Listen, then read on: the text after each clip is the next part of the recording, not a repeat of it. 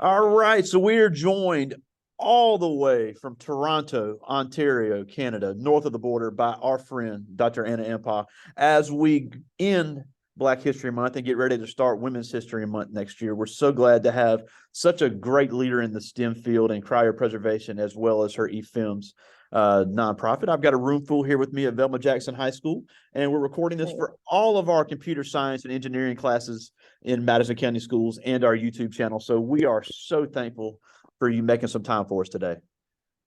No problem. Thank you for having me. And hi, everyone.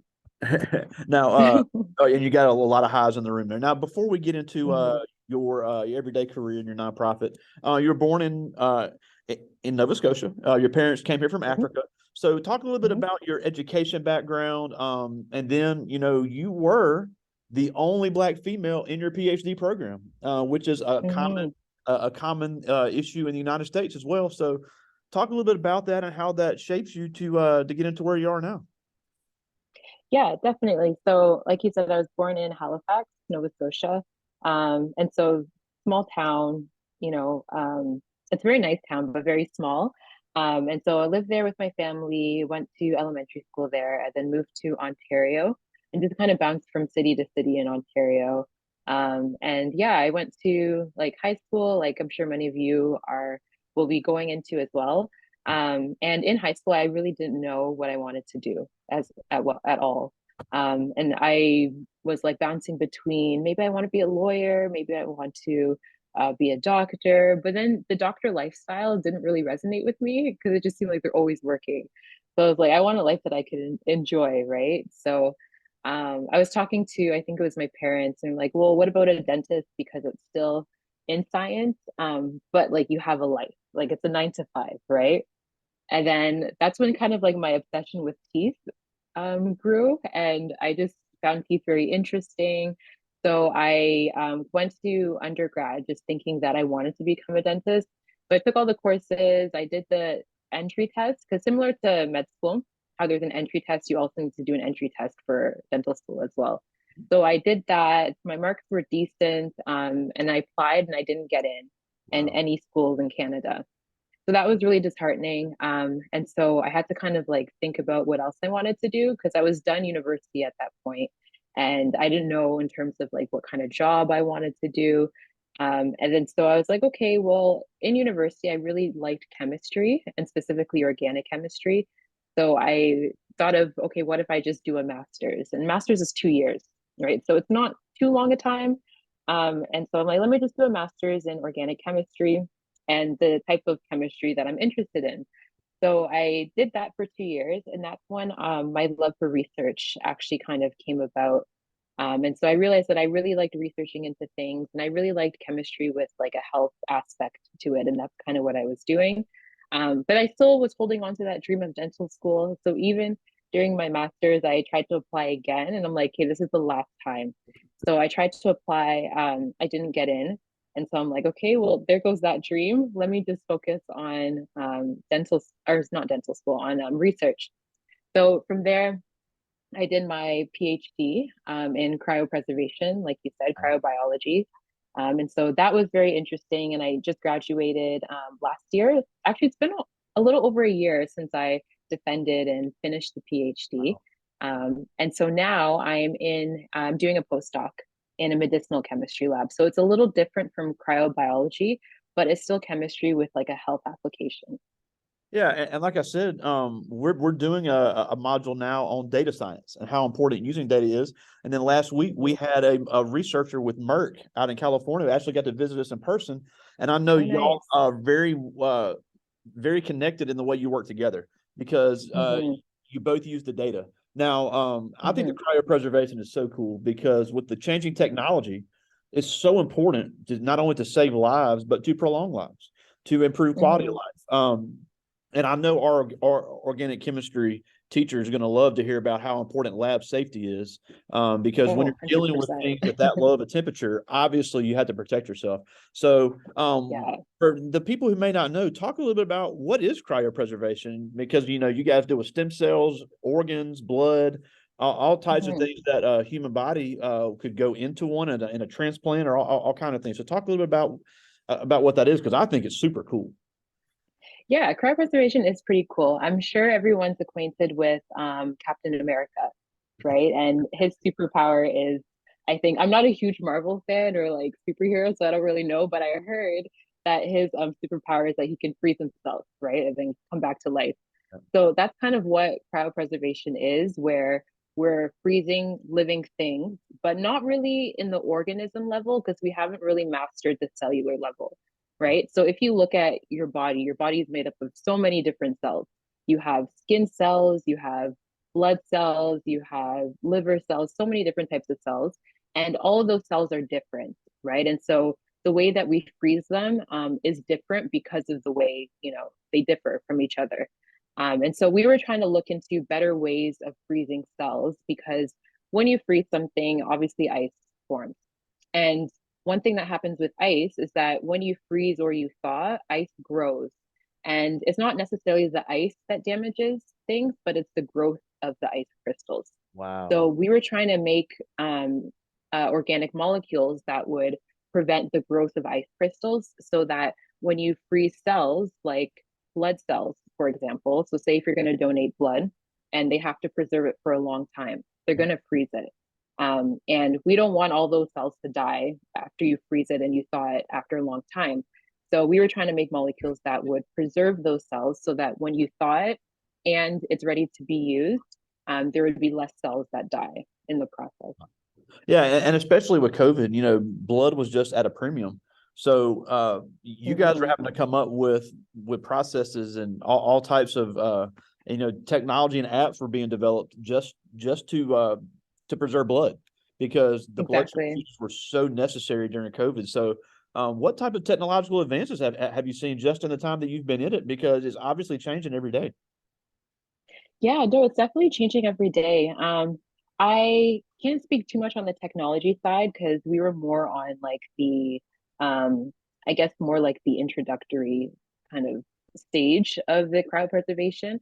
But I know that there's a lot of cool technology in terms of organ preservation as well, because if you think of an organ like your heart, it's much bigger than a tiny little cell, right? So the way that we freeze your heart or if we freeze like a liver, it's going to be a much different process than freezing of cells.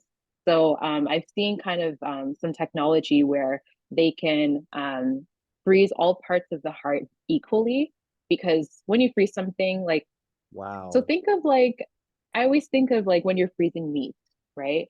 The first thing that's going to freeze is the outside layer and then eventually the inside layer freezes. But when you're freezing something like an organ, you want everything to freeze all together. Because again, that will lead to less cell death, right? So I've seen equipment where they can freeze the whole heart all at once so that every single part of the heart freezes. So there's less damage to the organ That's afterwards. So it's pretty cool that's incredible. yeah, what's coming out of that of the field. Yeah, and I know we talked about this last time, but I thought it was hilarious. Because we talked to I always talk about, especially in STEM, is that we have what's called the engineering design process. Part of the Mhm. process is messing up and starting back over in certain cases because Oh yeah. scientists, STEM professionals never get it right, whether they're whether No. they're building a power plant, whether on a computer, whether in a lab. It's never right the first time. Mm. So obviously, there's a lot of trial and error. There's a lot of using data. And you said that you've actually almost blown stuff up a couple of times because you put the chemicals in the wrong order. So Yeah, that, but definitely. again, that not only is that trial and error, that's paying attention to order of what's the order of addition when it comes to chemicals. Addition, yeah. Yeah, very, very true. I even got injured, I think it was last week. It was a very minor injury. It's kind of on my, I don't know if you can see it, but it's on my finger over there. But I got injured because I was thawing cells, right? And they were frozen at a very low temperature, like minus 196. So they were like very, very cold.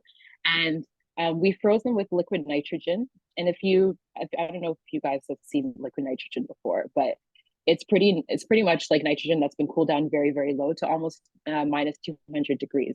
Wow. And there was still a little bit of liquid nitrogen in the vial. And so when I went to go thaw it, I didn't realize that. and the pressure built up in the vial that it literally exploded in my face.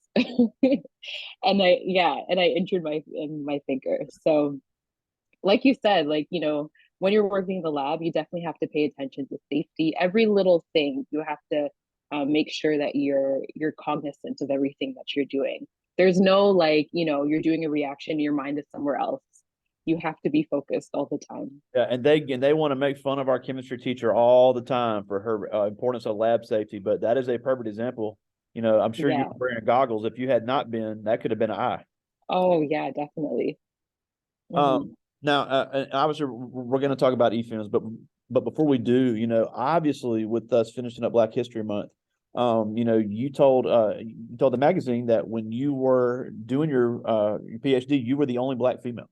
So Hmm. that is a very common obstacle and very common situation a lot of Black females in STEM find themselves in when it comes to STEM fields, because the representation, even though it is growing, still needs to grow. So Yeah, definitely. what type of obstacles were you having to face on top of the ones that are hard enough in STEM, being the only Black Mhm. female there it was the University of Ottawa, correct? Yeah, University of Ottawa. Yeah, so I was the only Black female up until my last year, actually.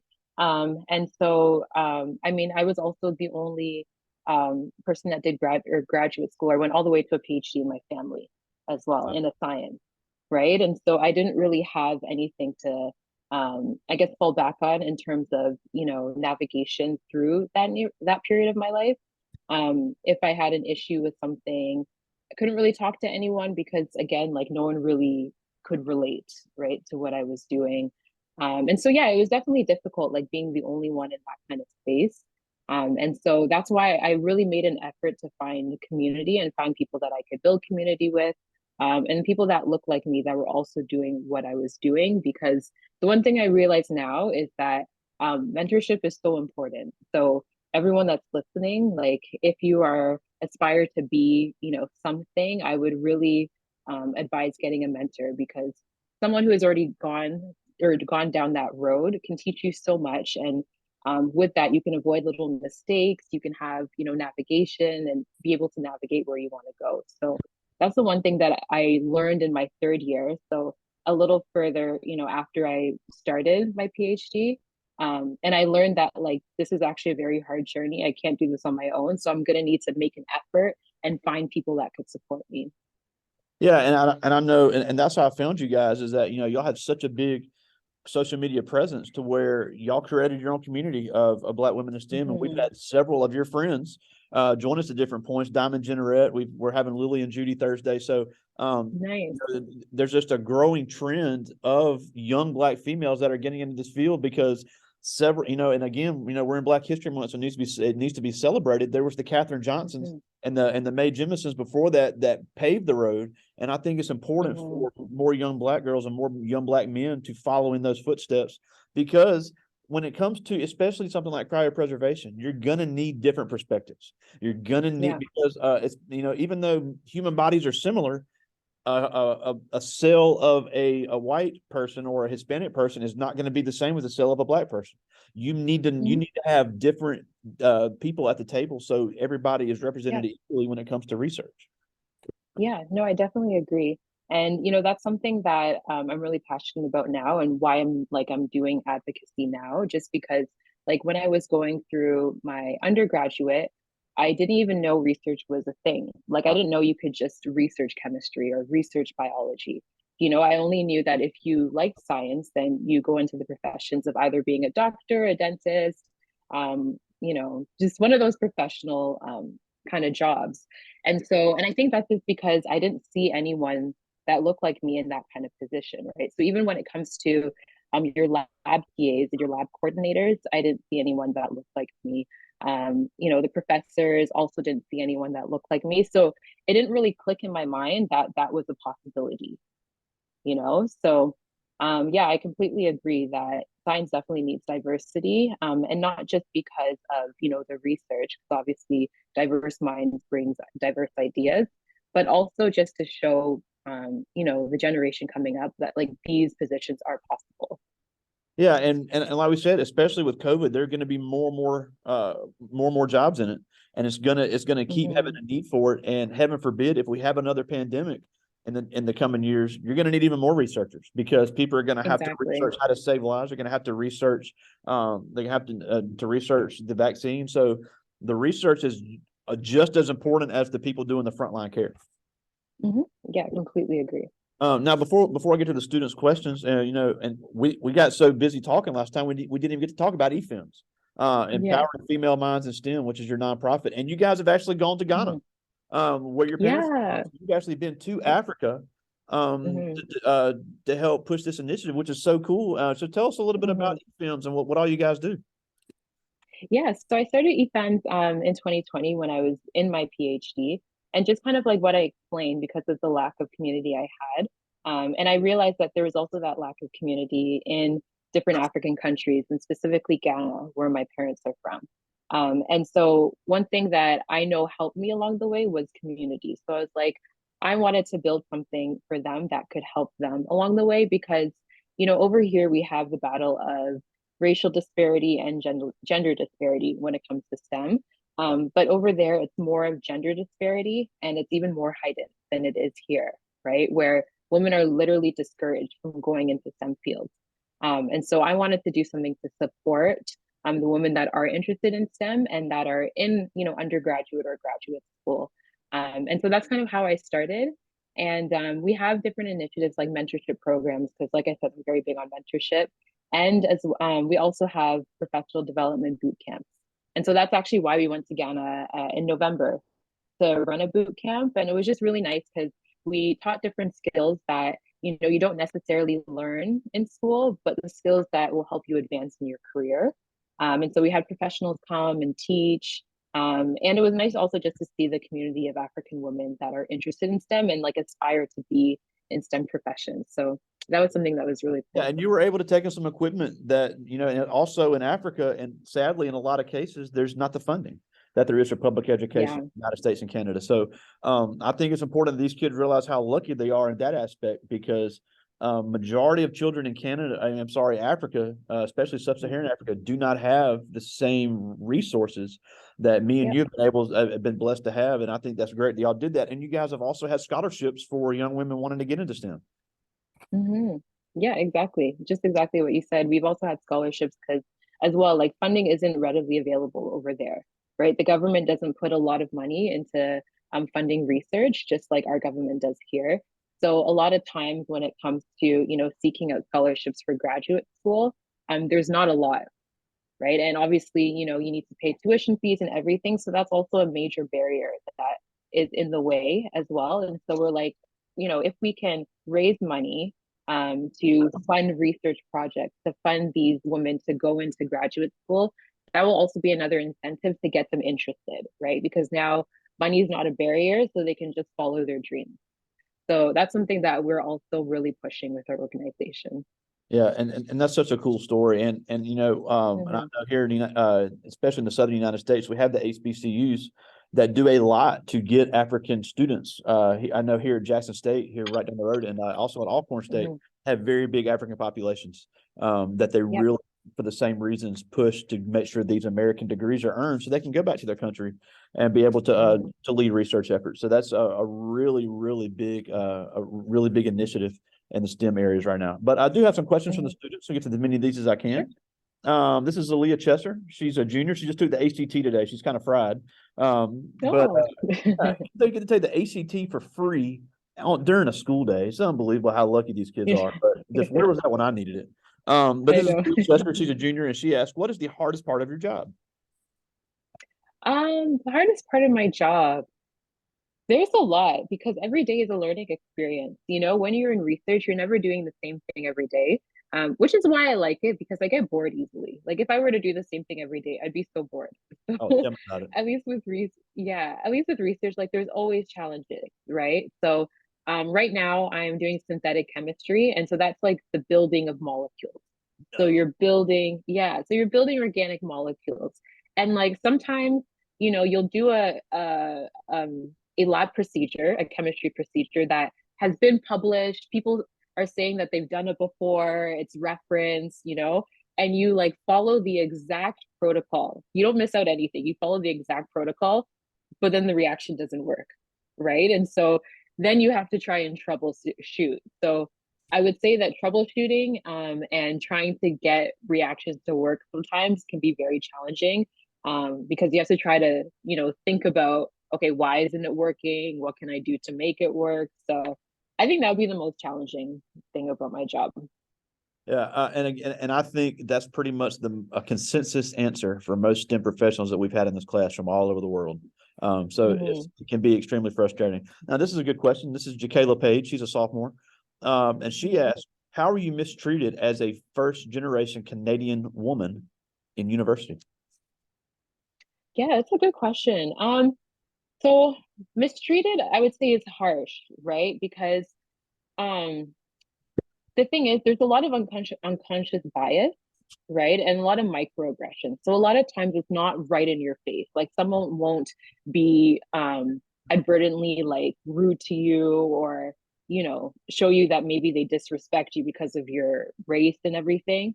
Um, and so there's a lot of things that happen where it just makes you think that like, is it because I'm black? Like, is it because I'm a black woman? Like, for example, there's many times where I was in my lab group, right? And these are the people that I work with every single day. But there's many times I was in my lab group and maybe I would say something or I would answer a question and I would kind of be, or like whatever I said would be questioned too, as if like, is this, is she saying the right thing? And all of that. But when it comes to someone else, they just kind of believe everything that they say. So it's like those kind of things where you're just like, it just makes you think like, is it because I'm black? Like, is it because maybe like, you don't believe that like I'm smart enough to answer this question, or you don't believe that I'm smart enough to be here? So there's a lot of things that happen like that. And again, I wouldn't say strongly mistreatment, but sometimes like a lot of times when you're in grad school, you get to go to conferences, which is really nice, and get to mingle with other researchers in your field and hear about their research. And there's pretty much all the conferences I've been to, majority of them, I'm the only black person, or there's like me and one other person, right? So again, you just feel like isolated. Barely anyone comes to talk to you during networking sessions. So there's that, right? So there's just a lot of like microaggressions that you have to face, or that I've faced rather. Yeah, and that's not uncommon. But something I always say is just because you're the first at something doesn't mean you can't be the best at something as well. Exactly. Yeah. Because you said that you're the first in your family to get a postgraduate degree. Obviously you were the first, but you're becoming the best at it as well. This is Destiny Smith. She's a sophomore. She's doing a biotechnology program with our Technology Student Association. And she asked, Nice. how long does the typical cryopreservation process last? Oh yeah, that's a good question. So to freeze, like so there's something called fast freezing and slow freezing. And depending on your cell type, you can either freeze quickly or slowly, right? So slowly could take maybe, like 10 to 15 minutes up to an hour. Fast freezing is just like instantaneously. No But way. once it's frozen, yeah. And so once it's frozen, you can leave it frozen for days, months, years, right? That's not the issue. Once it's frozen, like the cells are metabolically stable, you know, they're fine. And so yeah, you can freeze it for like years or whatever. But then again, when you thaw it, you have to be careful of the type of procedure that you use. And again, that's dependent on the cells. So there's slow thawing and there's also fast thawing. Thawing is the most common and it usually leads to less cell damage. And that's just kind of like thawing it in a very warm environment so that it thaws very quickly. Yeah, and just to clarify, when earlier when you was speaking about it was 196 degrees, it was negative 196 degrees, right? That Yes. is Celsius. That is not Fahrenheit. Oh, yes. Sorry, let me clarify. Because in That's Canada they Celsius. actually use the metric Exactly. system. Here it has to we have to be Yeah. confusing in the United States, and that is much cold. And in Fahrenheit, you're looking at close to negative 300 Fahrenheit on that. I can't do the table in my Yeah. head, but that is extremely cold. Yeah. Very cool. That's how I got this freezer burn on my finger. This is Layla Young. She's our senior. She's actually our Miss Velma Jackson High School. And she asked, other than becoming a dentist, what other careers did you consider when you were in university? In university, I would say only a dentist, but prior to university, I pretty much considered everything. I considered lawyer, police officer, what else? A backup dancer, a singer, even though I can't sing that well. Like I considered everything, you know. But yeah, I think just in university, because I was very focused on the one thing, it was just being a dentist. I've got two more from the students. This is Brenda Escudero. She's a senior. And she asked, what was the main inspiration in starting eFilms and how often have you been to Africa? Yeah. So my main inspiration was, like I said, it was my own kind of struggles through grad school and just the fact that community helped me so much. Like if I didn't have the community, I really don't think I would have made it through grad school. Like because grad school it's tough. So that was my main inspiration. And in terms of how many times, so with my organization, just once. But we obviously were planning future trips to Ghana in the next year or so. Personally, just once. So in total, I've only been twice. So, even after you knew your parents are from there, y'all never went back. Yeah, and like that wasn't up to me. To be honest, I've always Oh, wanted okay. to go back to Ghana. Yeah, So you've but been like back when you're twice because you younger, wanted to go back. yeah, when you're younger, you have to rely on your parents, right? But now that I'm older and I have a job, I definitely want to go back more. Yeah, and Accra is a beautiful city. I would love to Oh, it's visit so myself. beautiful. Yeah. Now, this is my last one from the students. This is Justin Clerk. He's also a senior, and he asked, "What is the most rewarding part of your job?" Yeah, I'd say the most rewarding part is knowing that you're helping people in the long run. Like right now, I didn't really speak too much about what I'm doing right now, but right now I'm in a lab where we're making drugs for rare types of cancers. Oh wow. Um, yeah, and so with that, like, this is a rare type of cancer where there's no cure at all, like no treatment. And so just knowing that like we're putting our minds together and using our resources to try to find a treatment for this disease that people die from, I would say that's very fulfilling. And as well as just, teaching as well. Like, when you're in a lab, you're always teaching each other, you're giving people advice, you're helping each other out. I would say that's also very fulfilling. Yeah, and just knowing you have any part in saving somebody's life, for future, and it could be your family down the road. So it's really Yeah. cool, to me to be able to see the work you do, and there is some tangible aspect to that. Now we're almost out of time, and as always, we thank you so Mhm. much for taking some time for us. But like we said, we're finishing up Mhm. Black History Month and moving into Women's History Month, and I think a lot of people don't understand the amount of racism faced in Canada is just as much or more than is faced in the United States. So that is something, unfortunately, that Mhm. in both of our countries is not going away. So Mhm. just because you're not in the United States, you still face the same obstacles that these young people face here in Mhm. Mississippi. Um, and Mhm. and yeah, and you do have to fight harder for that recognition. You have to fight harder to be heard at your seat. So even if these kids don't want to get into STEM, Mhm. whether they want to get into law, they want to get into trades or construction, how important is it Mhm. for them to understand that no their voice needs to be heard and that those obstacles can be overcome because you're a Mhm. great example of that. Yeah, no, I definitely agree that no matter what, your voice needs to be heard, right? And just like you said, just, even though you may be the first at something, doesn't mean that you won't succeed, right? And so, like at the end of the day, everyone is going to be the first at something, and it's a hard road to walk down. It definitely is because you have to set out your own path for yourself. But at the end of the day, it can be done because several people have done it before. And so, yeah, like if I could just say one thing, I would just say never be afraid of speaking up. And I always think this, like, no matter what, even if your voice shakes, even if you're nervous inside, still speak up because your voice is just as important as the next person, no matter how you look, no matter what.